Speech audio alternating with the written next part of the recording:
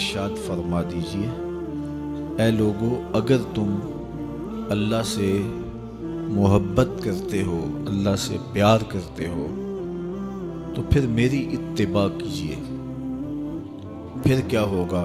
یحببکم اللہ، تم محبت کرنے نکلے تھے لیکن تم خود محبوب بن جاؤ گے، اللہ تمہیں اپنا محبوب بنا لے گا۔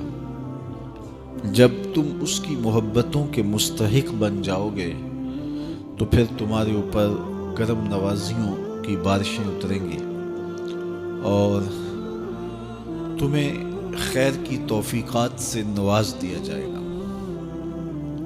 تم راہ حق پہ چلو گے تو تمہارے لیے آسانیاں پیدا کر دی جائیں گی، ورنہ یہ راستہ بہت کٹھن ہے۔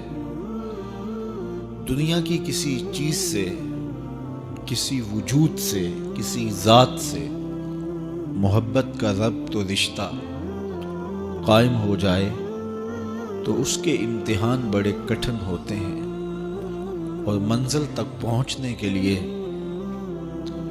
رسوائیاں بھی گوارا کرنا پڑتی ہیں، کٹھن مقامات بھی گزرنے ہوتے ہیں، حالات کا جبر اور تلخیاں سہنا پڑتی ہیں، اور ہزار کاوشوں کے بعد ایک معمولی سی منزل نصیب ہوتی ہے۔ تو اللہ کا پیار کوئی اتنا سستا تو نہیں کہ وہ بغیر مشقتوں کے نصیب ہو جائے۔ اس کے لیے کوئی رت جگہ نہ کاٹنا پڑے، کوئی مشقت نہ سہنی پڑے، کوئی ملامت گوارا نہ کرنی پڑے، کوئی دکھ نہ جھیلنا پڑے، حالات کے جبر کا مقابلہ نہ کرنا پڑے۔ یہ کیسے ہو سکتا ہے؟ جب آپ ایک متعین مختصر منزل تک پہنچنے کے لیے ہزار جتن کرتے ہیں اور بہت کچھ کھو دینے کے بعد کسی کو پاتے ہیں، تو پھر اس ذات کو پانے کے لیے جو صرف کسی ایک فرد کا مقصود نہیں ہے، جو نبیوں کا بھی مقصود ہے، تو کیا اس تک پہنچنا پھر کوئی آسان کام ہوگا؟ بڑا کٹھن مرحلہ ہے۔ یہاں کھال بھی ادڑتی ہے، یہاں سولیوں پہ بھی جھولنا پڑتا ہے، یہاں فصیلے دار پہ سروں کا چراغاں بھی کرنا پڑتا ہے، یہاں بدن کی بوٹیاں لوہے کی کنگھیوں سے چھیدی جاتی ہیں، اونٹوں کے پاؤں سے باندھ کر کے الٹے سمت اونٹوں کو دھڑا کر کے بدن چیرے جاتے ہیں، یہاں زنجیروں سے کسا جاتا ہے حتیٰ کہ زنجیریں ہڈیوں تک جا پہنچتی ہیں، یہاں چکیاں بھی پسوائی جاتی ہیں اور پتھروں کے نیچے بھی رکھا جاتا ہے۔ ظلم اور جبر کا کون سا طریقہ نہیں جو اللہ کے عاشقوں پر آزمایا نہ گیا، کون سا جبر نہیں جو اہل اللہ کو راہ حق میں سہنا نہ پڑا۔ سر پہ آرا رکھ کے پاؤں تک نبی چیر دیے گئے۔ حضرت زکریا کی کہانی پڑھ لیجئے۔ یہاں زندانوں کو انسانوں کے وجود نے روشن کیا اور زندگیوں کے طویل لمحے تنہائیوں کی قید میں گزارنے پڑے، اپنوں سے جدا ہونا پڑا، کنان کے تاریک کنووں کو آباد کرنا پڑا، مالک ابن زغر کی قید کی مشقتیں سہنی پڑی۔ وہ وقت بھی آیا کہ ایک اٹی مول پڑا اور وہ بھی خریدنے کے لیے آمادہ ہوئے۔ زمانہ دیکھتا ہے کہ اس راستے کے اندر کتنی مشکلات ہیں، کتنے دکھ ہیں اور کتنی اذیتیں ہیں۔ اس کا پانا، اس کا قرب کوئی معمولی تماشا نہیں ہے کہ چٹکی بجاتے ہوئے قرب الہی نصیب ہو جائے۔ یہ ایک بہت بڑی دولت ہے اور اس کو حاصل کرنے کے لیے لوگوں نے زندگیاں وار دی، راہوں کی مٹی بن گئے اور حالات کے تھپیڑے سہتے سہتے منزل تک پہنچنے سے قبل ہی وہ اپنی جاں آفریں کے سپرد کر گئے۔ لیکن یہ احسان ہوا اس امت پر کہ شارٹ کٹ رستہ دے دیا گیا، مختصر راہ دے دی گئی۔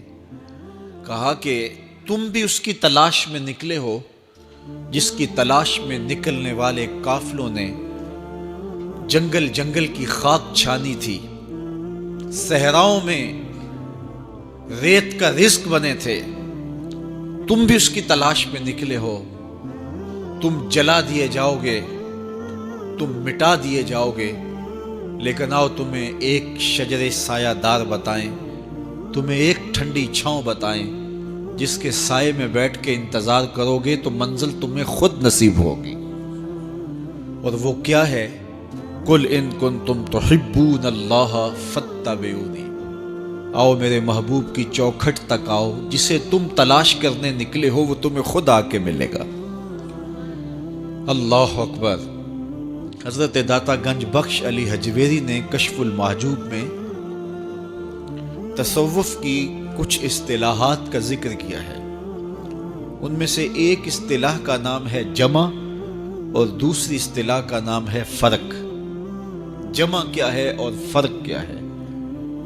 جب انسان اللہ کے قرب کی تلاش میں نکلتا ہے اور تجرد کی زندگی گزارتا ہے، اپنی خواہشات نفسانیہ کے گلے پہ چھری پھیر دیتا ہے، خواہشات کو قربان کر دیتا ہے، تنہائیاں کاٹتا ہے، اپنے آپ کو اس چکی میں ڈال کر کے ہر تکلیف اور کلفت اور اذیت اور دکھ سہنے کے لیے آمادہ ہوتا ہے، تو بندے کا یہ سفر جو طلب الہی میں ہے، حق کی تلاش میں ہے، اس کو اصطلاح تصوف کے اندر فرق کہتے ہیں۔ اور پھر جب بندے کی اس طلب پر، تگ و تاز پر، اس کی تڑپ اور بے تابی پر اللہ کو رحم آتا ہے تو وہ اپنے بندے کو اپنے قرب سے نوازتا ہے، تو اس کو شریعت کی اصطلاح میں، تصوف کی اصطلاح میں جمع کہتے ہیں۔ تو حضرت داتا گنج بخش علی حجویری فرماتے ہیں فرق کے راستے پہ کوئی صدیوں گامزن رہے، اللہ کا قرب نہیں مل سکتا، اس لیے کہ اس کے قرب کی کوئی انتہا ہی نہیں ہے، لامتناہی سلسلے ہیں۔ تو جہاں بھی جائے گا منزل آگے ہوگی، تو پھر قرب ملے گا کیسے؟ کہا کہ جب بندے کی تگ و تاز، جد و جہد، تڑپ اور محبت اور بے چینی، اضطراب اور بے تابیاں مالک دیکھتا ہے تو پھر اللہ تعالیٰ بندے کی طرف اپنی رحمتوں سے متوجہ ہوتا ہے۔ اور حدیث میں آتا ہے جب میرا بندہ میری طرف ایک قدم چلتا ہے میں اس کی طرف 70 قدم آتا ہوں، اور جب میرا بندہ میری طرف چل کے آتا ہے اتیتہ ہر والا، میری رحمتیں دوڑ کے اس کا استقبال کرتی ہیں، تو پھر وہ کرم نوازی فرماتا ہے۔ تو پھر اس قاعدے کو جمع کا قاعدہ کہتا ہے۔ تو قربت تب ملتی ہے جب جمع کا قاعدہ رو بعمل ہو، اور یہ قاعدہ رو بعمل کب ہوتا ہے؟ جب حضور کی اطاعت نصیب ہو۔ فتبعونی کی شرط کے ساتھ جمع کا قاعدہ تب رو بعمل ہوتا ہے جب حضور کی اطاعت اور فرما برداری بندوں کو نصیب ہوتی ہے۔ تو ارشاد فرمایا اگر تم چاہتے ہو کہ اللہ تم سے محبت کرے تو پھر میری اتباع کرو۔ تم اس کی محبت کے لیے نکلے تھے اور تم نے خاک چھاننی تھی در در کی، اور تم نے رت جگہ کاٹنے تھے، لیکن جب تم اطاعت کے زمرے میں آؤ گے، محبوب کی راہوں پہ چلنے لگ جاؤ گے، تو پھر تم سوئے ہوئے ہوگے، قرب تمہاری تلاش میں ہوگا۔ یحببکم اللہ، وہ رب ہو کے تم سے پیار کرے گا، وہ رب ہو کے تمہیں محبوب بنا لے گا۔ تو حضور کی محبت خدا کی محبوبیت کا ذریعہ ہے، اس لیے ہمیں حضور کا پیار اپنی روحوں میں موجزن کرنا ہے، حضور کی محبت اپنی روحوں میں اتارنی ہے، اور محبت اپنے تمام تر تقاضوں کے ساتھ جب روح پذیر ہوگی تو پھر ہمارا انداز زندگی بھی سنور جائے گا، ہماری آخرت بھی سنور جائے گی۔